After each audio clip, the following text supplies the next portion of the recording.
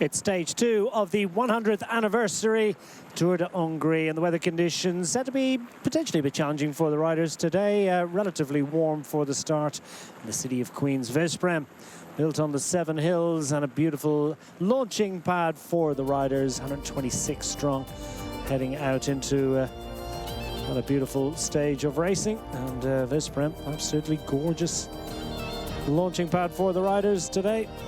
Important tourism destination in this part of the world. This is what's in prospect.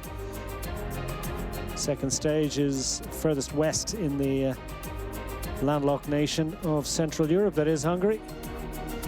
A little bit of a route around the town before we head out and around Lake Balaton for a circuit that will take in the 2 classified climbs of the day.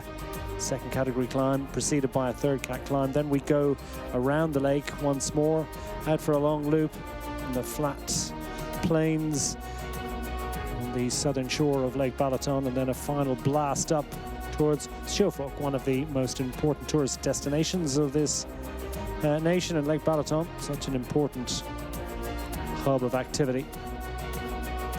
Water sports et al. Lots to do and see along the way for the 126 riders reporting for duty, representing the 21 teams involved in Tour de Hongrie. Everyone available for the fight over a total of 178 kilometers today. Just over 1,200 meters of elevation, not particularly challenging for the sprinters. And the jersey classification holders and wearers at the front of the field as the riders make their way out from the ceremonial start in Veszprém, one of the oldest urban areas in Hungary. Just 15 kilometers north of Lake Balaton, and the overall general classification leader, Danny van Poppel, as a result of his wonderful stage 1 success. The Red Bull Bora Hansgrohe rider, resplendent in yellow. And at the front of the field as the flag comes in to start the day, Danny van Poppel will slot back into the welcome embrace of the main peloton as the early attackers try and establish a breakaway of substance. And a little bit late to the party, but determined to be involved, János Pelikan, wearer of the white jersey of leading Hungarian in the race, and with a visit to the podium each day and a recognizable jersey to wear, that white jersey, well, it's one that's hard fought, and János Pelikan safely making it in to make it 5 riders up front, including the red jersey wearer.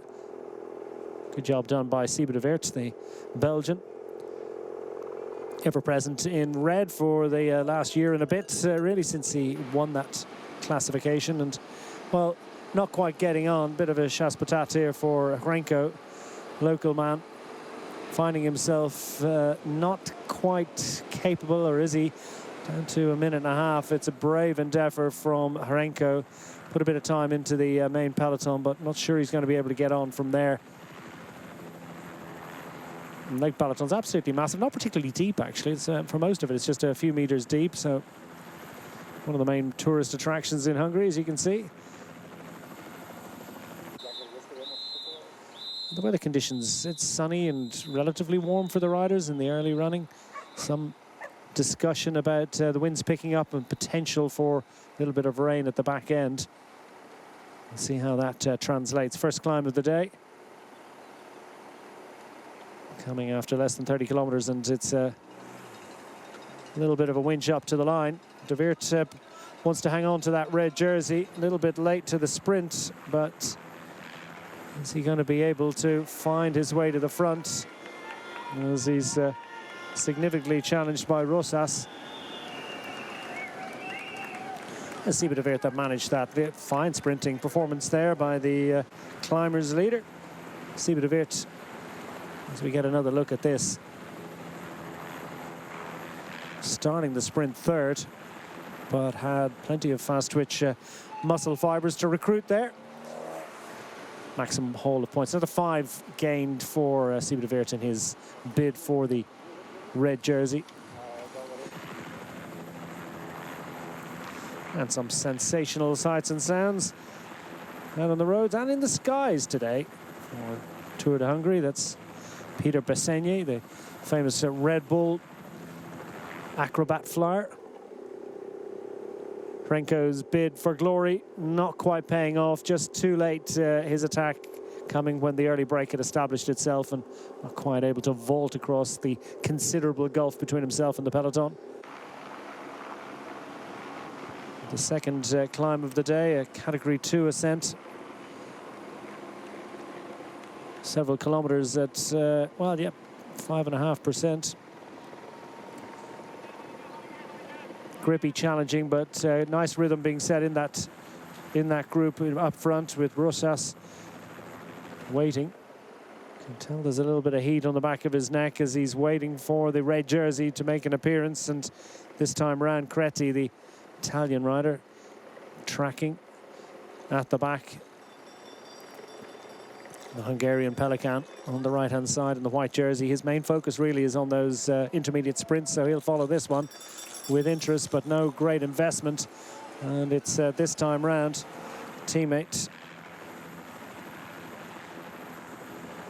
his teammate going for glory to try and prevent De Weert from taking it, but De Weert up and around the outside. This one's going to be tougher fought, but he managed to just about get it. And a shake hands and a congratulations there from Schuren, the Team United Shipping rider, who went closer to preventing De Weert from taking maximum points, but 4 sprints so far in Tour de Hongrie 2025. And Seba De Weert has claimed all of them. All the top points anyway. 15 today, to go with the 10 yesterday. 25 points is a healthy margin. 25 points maximum can be claimed on stage 3, so he's looking like he's got a pretty good chance of still being in that jersey after the 3rd stage, which is the big GC fight. De Weert, as you can see, with the 10 ahead of Schuren, Rosa, Pelican and Creti are still in there and scoring in that mountains competition. But De Weert looking to put on, look at this, absolutely, oh, and that's an absolutely massive pile-up. Oh, and they're falling like skittles. And how many riders are implicated there? Crosswinds pushing the riders across the road to the right-hand side, and you can see just how much wind there is there. And riders at 6s and 7s, they're all over the place here. How many teams and riders are implicated? Lots of riders taking their time to come down. You can see this one, the Team Balwas squad were towards the front when it's one of the Red Bull Bora Hansgrohe riders just tumbling to the ground and causing that chain reaction ripple effect, and well, absolute carnage. Huge relief for those still up front, but I think a bit of a conversation. And you know, there's so many teams that are implicated there. I suspect might just call a ceasefire to that bit of crosswind excitement. Oliveira just trying to get everyone organised at the front. The UAE Team Emirates XRG rider. Riders coming back, not everybody able to get back up on their bikes after that one. Up front, a bit of a reprieve for the breakaway. They called a halt to hostilities in that main peloton, so it's going to leave things clear for the breakaway to extend their advantage once more. And Pelican with eyes on the prize. That is the bonus seconds at the intermediate sprint. First of 2, another 3 seconds claimed in general classification. Starting the day 3rd overall, actually. Let's a quick look at that again. Starting the day within 4 seconds of the overall race lead. He's now just a single second behind Danny van Poppel on overall general classification. Van Poppel safely behind, missed the crash. Creti and Ballas Roche are not about to prevent Pelican from taking that top points on offer. And everybody wants to celebrate the 100th anniversary of an event that began in 1925 in and around Budapest. A small band of intrepid adventurers headed away on what was then known as the Trans-Danubian 3-day cycle race. Now it's blossomed since then, important part of the UCI Pro Series. And second intermediate sprint of the day in prospect, and Pelican is going to reinforce his situation in the lead of that white jersey for the best Hungarian rider here, and also maybe an even bigger prize in prospect. Pelican to the line, another 3 seconds gain, another 5 points towards the overall points competition as well, but that's not going to be the main objective. It's the white jersey that, assuming that he's in the lead group at the end of today, whether the lead group is this breakaway group or whether it turns out to be the main peloton. Well, either way, you would be fairly certain that he's going to have that white jersey through to the conclusion of the second stage. But now, as a result of claiming those 3 seconds, he's actually ahead of Danny Van Poppel on general classification by 2 seconds. So if Van Poppel isn't in the top 3 at the end of the day in the sprint, and assuming that Pelican is in the same group as him and as the leaders at the end, then Pelican potentially could move into the overall race lead. I'm saying that because this one, build is one for the sprinters, nailed on, you would say, at the beginning of the day. 40-odd kilometres to go. The breakaway group, well, within touching distance of being caught. And Russia has decided that, you know what, I want to be last man standing here. There's got to be something for everyone in this breakaway. Been productive stuff for Pelican. Productive for De Weert as well, who's back into the main peloton. Team Flanders Balois squad, of course, kicked off all of that crosswind action that have resulted in that huge crash, but well, they've still got most of their riders involved. Of course, 1 or 2 hitting the deck, and some big names we're hearing no longer involved in the race. And the Red Bull Bora Hansgrohe squad decimated by that crash. I understand Sam Welsford, Ryan Mullen and Frederick Wandel all non-finishers today. So the 6-man Red Bull Bora Hansgrohe squad down to 3. The overall race leader, Danny Van Poppel in yellow, is really looking vulnerable and looking kind of lonely. Emil Herzog is general classification favourite and a rider who'll try and keep his legs as protected as possible and keep his energy levels as high as possible ahead of tomorrow's summit finish. Alexander Hayek, haven't seen too much of him lately. We understand he's in the bunch, the Austrian champion. At any rate, tough day for him, tough day for several other riders as well. News filtering through from out on the road that Pablo Torres has unfortunately, one of the GC favourites, the UAE team member, XRG rider, has unfortunately also been forced to abandon. That's as we understand it. Rui Oliveira, of course, was involved in a day 1 crash, having stopped before the big crash today. There you have it. Everybody nursing. Alex Kirsch is looking pretty battered and bruised after that one. It's going to be a painful shower tonight. Go for a bath, I think. And the Swaniers have a little bit of work to do, I think, and maybe a visit to the medical car, to the team doctor after this one, for Alex Kirsch and maybe 1 or 2 others. So the Lidl Trek squad, hugely implicated by that one. Tim Teutenberg. We had heard that Teutenberg was also one of the riders off his bike in that crash as well, but he's back up and in that main peloton, having finished second yesterday, the young German rider.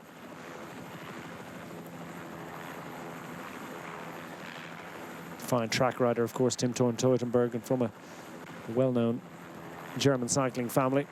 The latest in a long line, and he's the last in the long line of Lidl Trek riders right at the front in that green jersey. He's looking after the lead of the points jersey on behalf of yesterday's stage winner, Danny Van Poppel. Teutenberg on the cusp of something special, you feel. A really big win is in prospect for him. Ryan Gibbons on the front here is doing the needful. Ordinarily, very useful part of the lead-out train for the Lidl Trek squad, the South African rider devoting his particular talents in a slightly different method and different way as they set a solid tempo, and I think everybody's satisfied with this one. No significant, well, no climbs at all from now through to the end of today's stage, no unclassified or otherwise. Jacob Alula is next up after the Lidl Trek squad. They got Dylan Groenewegen, the Dutch National Road Race champion, as part of their lineup, gunning for glory after his third place finish on day 1. Teutenberg was second. Van Poppel in yellow, not in evidence in shot, but very much part of that peloton.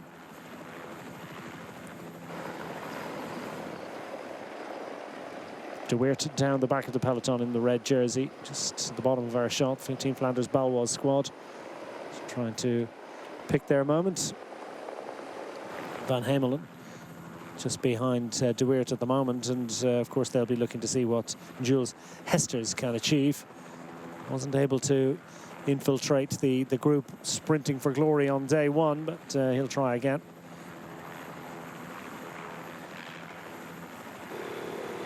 Teutenberg, no doubt delighted with the work that his team are doing at the moment, and of course that is an onus of responsibility, extra bit of pressure and extra bit of excitement for him.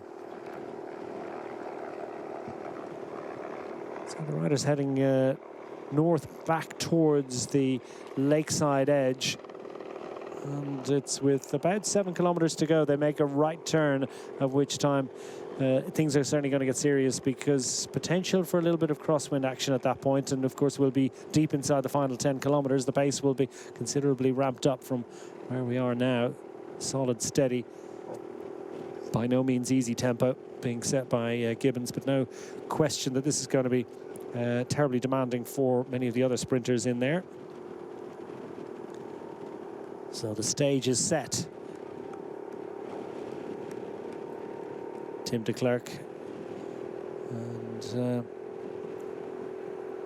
Verbniak and Albert Withen Philipsen, the young junior rider, or ex-junior world champion, first-year senior, youngest, not quite the youngest rider in the race, one of a couple of 18-year-olds. Dylan Groenewegen a little bit further down the road in his career, and at the back of the Team Jaco Alula lineup. Almost at the back. Jean Mezget's locking it out, and how important Mezget's is part of his lead out. The XDS Astana squad as well. Matteo Malicelli, top 5 finish for him on day one. And they've got a couple of riders to look after for the GC as well. Sergio Higuita and Harold Lopez Martin. Climbers just trying to surf the wheels. They've got 12k to go to get to that final 3 kilometers point, at which they can breathe a sigh of relief.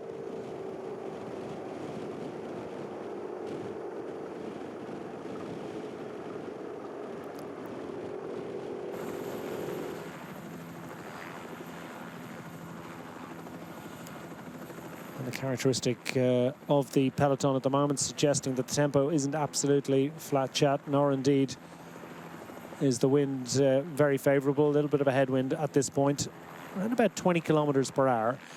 So not absolutely vicious, but nonetheless, when they reach those wide open sections with not too much in the way of hedgerow or walls or trees to provide shelter or cover, a little bit of cover there, just as I say it, but for the most part in the last little while there hasn't been much of that. And then they're going to make that right turn just onto the water's edge, the lakeside edge. When things might change a little bit. All the teams in colour order. It's been a busy, challenging day. Over 164 kilometres in their legs to this point in the proceedings, and lots of riders with aches and pains and bumps and bruises after that big crash. Danny Van Poppel down towards the back of the field at the moment in that yellow jersey, just nestling in the wheels. Not quite solo running for him. He has got a couple of teammates, but as I mentioned, Emil Herzog is going to protect himself ahead of the climb to come. Alexander Hayek as well. I haven't seen too much of him, so I'm wondering exactly how he's feeling or where he is in that bunch. Either way, regardless of that, I think you can assume that it's Danny Van Poppel going to have to raid solo today. The Dutch sprinter.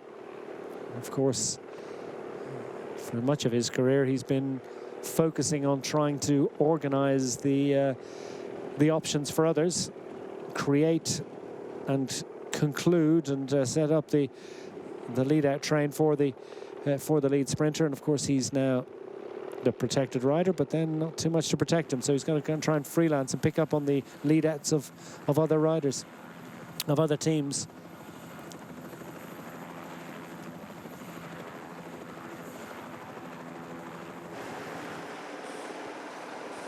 De Weert down the back. Plenty of other riders for whom this stage is one to be got through, and not too many down here right now are thinking about getting involved up front. in the final 13 kilometres of this second stage of 5 in Tour de Hongrie, the 46th edition of this event. 6 World Tour squads. And the 9 pro teams will look to them, but also try and muscle in and crowd around. 6 continental squads as well would also like to get involved. It's a nice balance between the teams. It leads to some pretty exciting racing.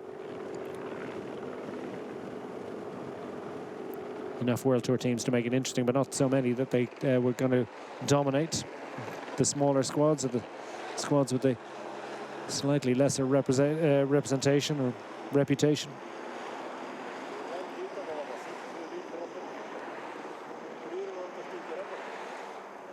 Equipo Count Farmer, their first visit to this event. Monosegi, relatively leisurely change for them. Alan Key front wheel. And not quite the entire cavalcade pass, so should be safely back up into the fold. 12 kilometres to go. It's relatively close to the finish, but sense that the pace not yet on. If he gets on the next 2 or 3 kilometres, should be okay. After that, things could get a little bit fast.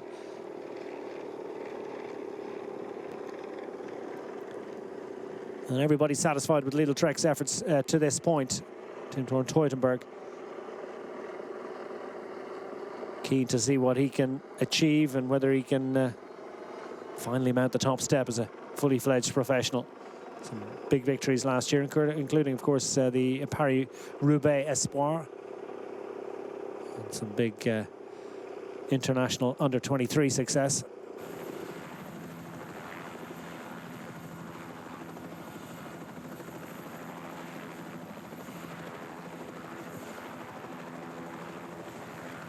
Flags out in force.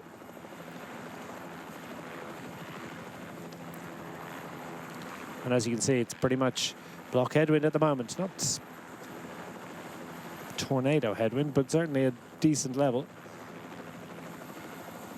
All about timing, this one. Deploying your resources to best effect. Using your riders as and when they're needed. Trying to keep as many fresh legs available for as late as possible. And is this one really going to start building up? The Astana team just looking as if they're moving across the road, less concerned about taking shelter and more concerned about positioning at this point. The Caja Rural team as well, for whom Daniel Babor was not entirely representative, 17th across the line yesterday. He'll want more, as indeed with the Caja Rural squad. They'll push hard, try and keep Abel Balderstone as well as protected as well.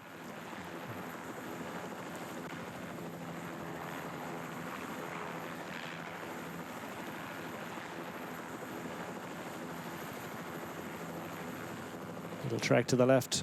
Jaco Lula immediately to their right in those purple jerseys with a Dutch National Road Race champion, nicely protected towards the back, that hole in the middle. And then on the right-hand side, you've got the Astana squad.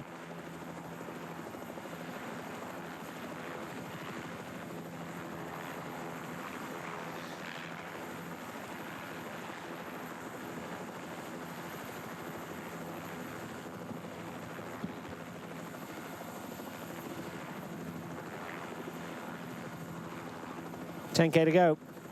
Bunch sprint seems inevitable. Everybody seems to want it. No signs of any speculative attacks, not even the continental squads. Not easy to find a way through. There's sort of collective understanding that those teams on the front want to maintain that position, so they're not going to allow too many teams to force their way through without any difficulty, and therefore, well, it just is this slow burner. It's not slow at the moment. It's set to get even faster. Team Pulte Visit Malta also starting to move up.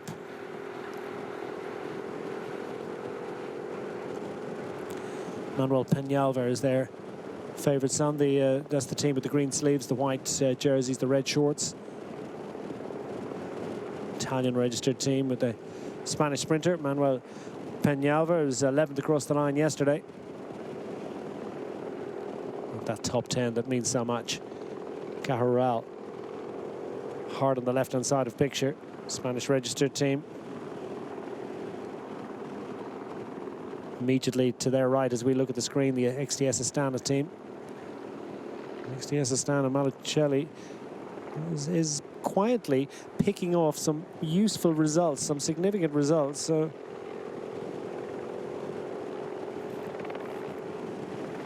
let's see what's in prospect for them today. Jaco Lula, then Lidl Trek in the center of shot at the moment.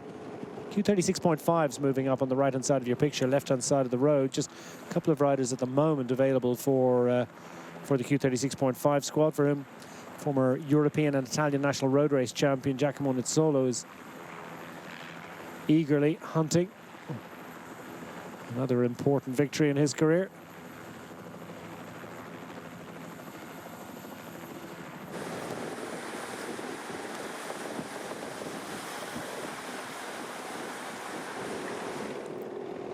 Nizzolo just second in line, left-hand side of the Q36.5 riders. They've got a couple of riders to assist. More the merrier. Down to the final 8 kilometers, the right turn coming up, and they're about to reach the lakeside edge.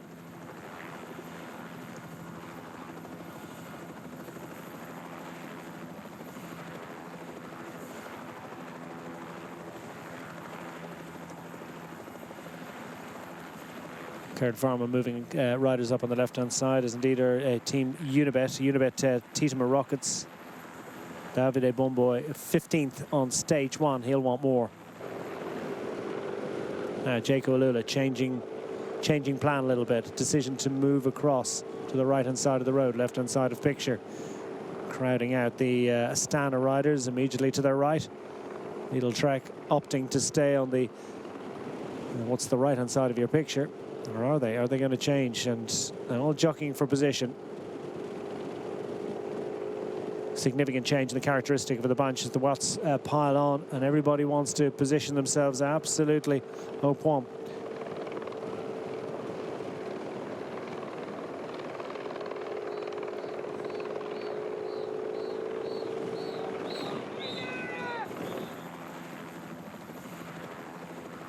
Well, keep on pedaling. That's the message, and pedal with greater intensity. This right-hander is the signal for a little bit of an increase in the pace and the activity at the front. A little bit of a change in the characteristic of the French as well.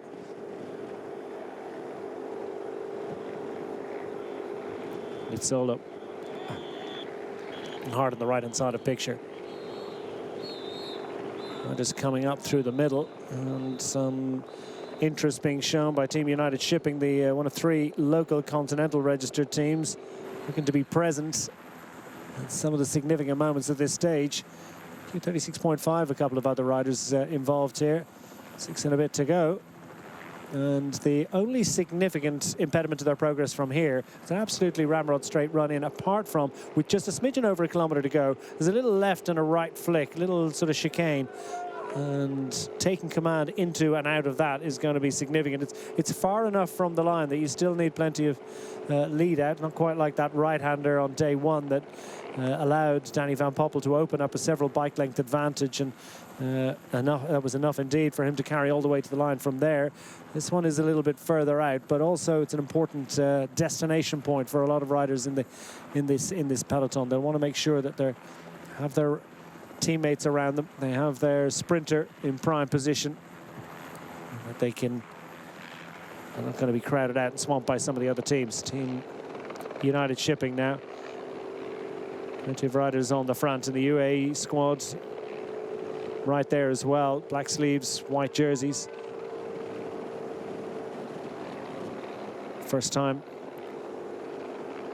in the day, seeing the Powell, Sousan, Sybil Clementine squad start to appear near the front as well. Cyclocross specialists, including Michael Van Turenhout, was in the break yesterday. Looking to see, can they come up with what would be an exceptional top 10 finish. Lidl Trek also with a little bit of work to do. They're down sort of middle of shot on the left-hand side. Tim Teutenberg. Not much evidence of him at the moment. And the green jersey is in actual fact just, he's got two teammates in front. He's on the left-hand side of the road. 5K to go. All starting to get more and more intense. You can tell that the wind is coming from the rider's left. Everybody wants to get as much shelter to the right as possible. Danny van Poppel has picked up a pretty good wheel at the moment. He's got his fellow countryman Dylan Groenewegen. Groenewegen with a couple of teammates in front and a couple of riders in between. The likes of Gleb Syriza is the biggest Dana man. Just in front of Groenewegen. Well, actually now that changes ever so slightly. Just in front of Herzog, who's trying to stay out of trouble. Through to 3 to go. 2K to go for him to achieve that particular goal as Team United Shipping continue to set an important and useful pace on the front. And it's taking a lot to move up around the outside to try and put your rider into prime position. The Team Polti Visib Malta squad is trying to move up and into position.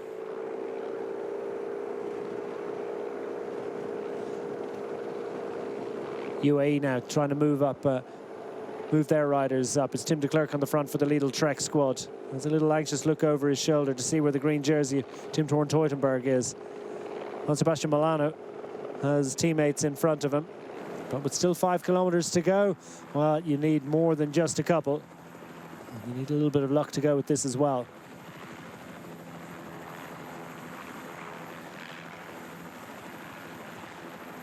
Yellow jersey of Danny van Poppel is handily placed just behind Dylan Groenewegen. They're getting plenty of shelter at the moment, but plenty of time as well to find a way out from there. Kurt Farmer trying to move up around the outside. Unibet Tita Rockets as well. Also trying to place a couple of riders, including Davide Bomboy. The pace is at a point at which Tim de Klerk is starting to pull a few faces here.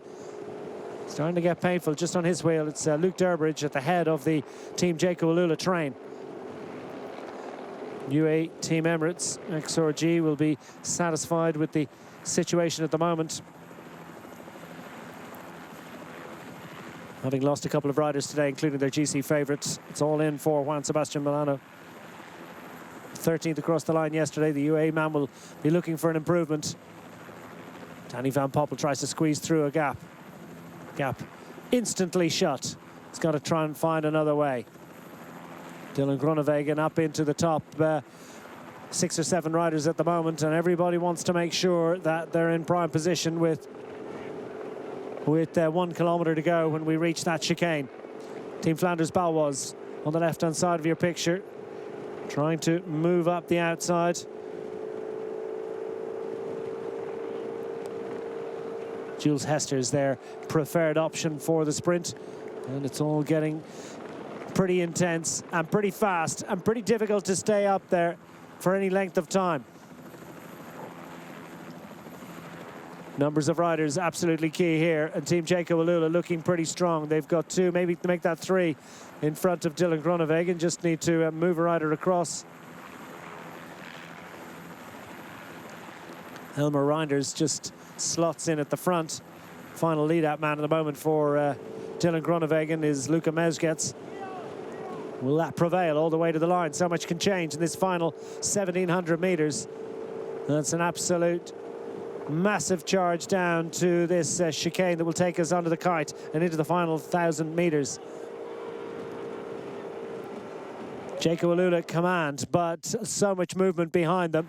Everybody wants to get themselves into perfect position. Groenewegen has 3 in front of him.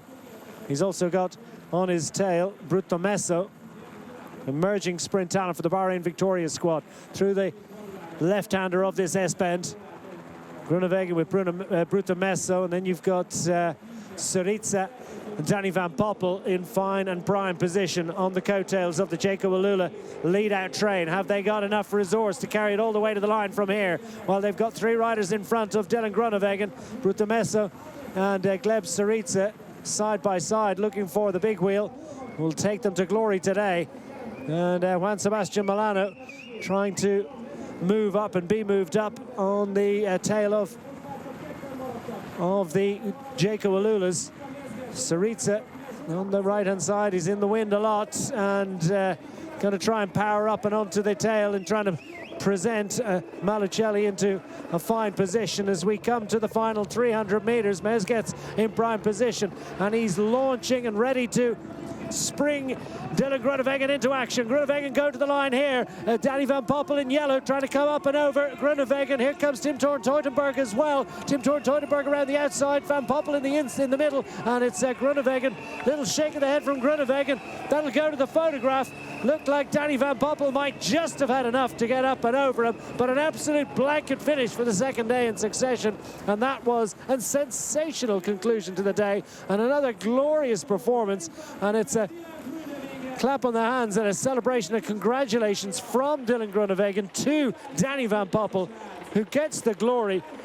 Well, he hadn't won since September 2023 until he took the victory on yesterday's stage one, and now he's done it again for the second day in succession. And after such a difficult day for the Red Bull Border Hansgrohe team, losing 3 riders to a really big crash, well, Danny van Poppel has given them the best tonic possible with another glorious victory that will help preserve his situation at the head of general classification. He's absolutely overjoyed with that one.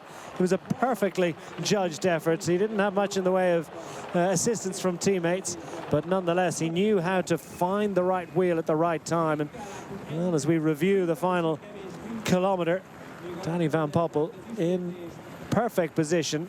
Groenewegen looked pretty good at this point, didn't he, with 3 teammates in front. Ruta Messo in the white of Bahrain victorious.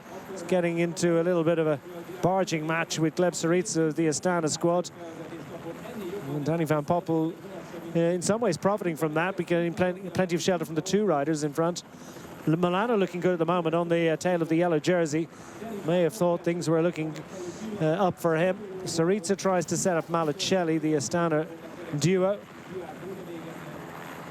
And the UAE Team Emirates squad trying to put Ivo Oliveira, subbing for his brother really, as the final lead out for Juan Sebastian Milano. Milano now on the tail into the final few hundred meters of Danny van Poppel. Must have felt that this was a good opportunity for him. And Mezgec peels off. Well, it's straight to the line for Dylan Groenewegen, but through the middle, Milano was never going to get there, and he had to check his run, but still Danny van Poppel was able to produce the extra effort. They just carried him to the line.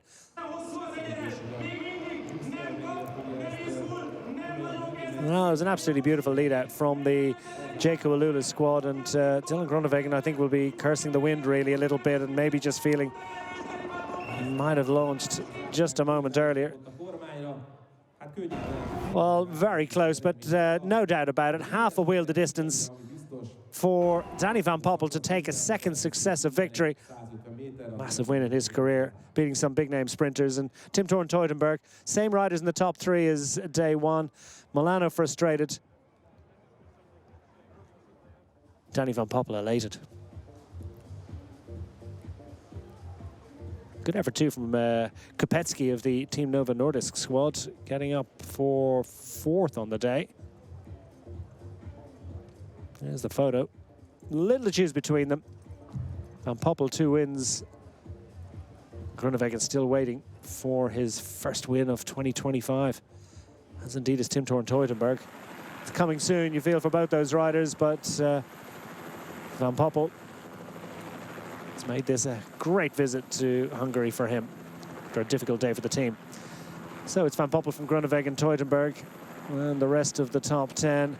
Scrolling down through it, good effort from Luca Colnaghi and others, but well, Danny van Poppel elated with this victory and a tough day for the team.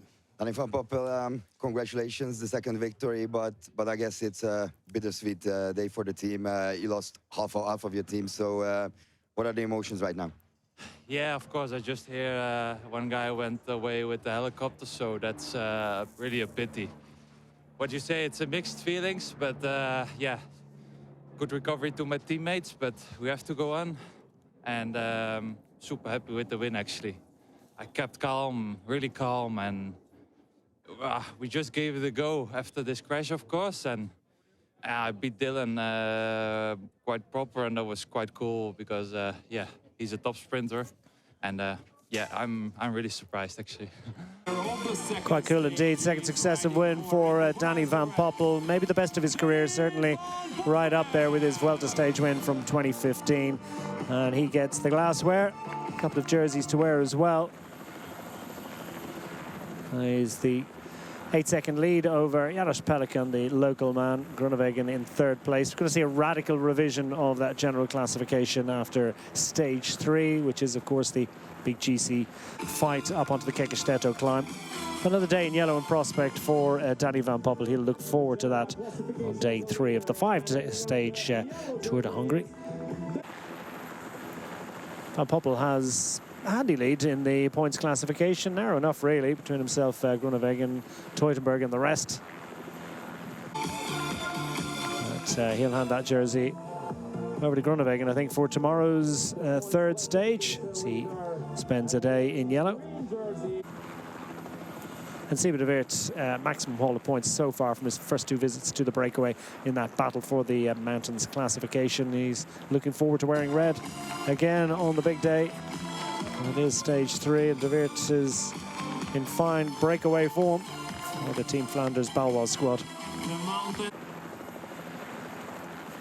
And Janos Pelikan with a 10-second advantage over Balas Rosa and others in that Tour Best Hungarian Rider classification.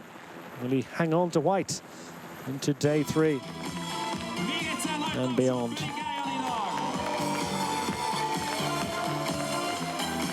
So that's it for stage 2. Looking forward to stage 3, but it's a glory for Danny Van Poppel. Another day in yellow for him at the Tour de Hongrie 2025.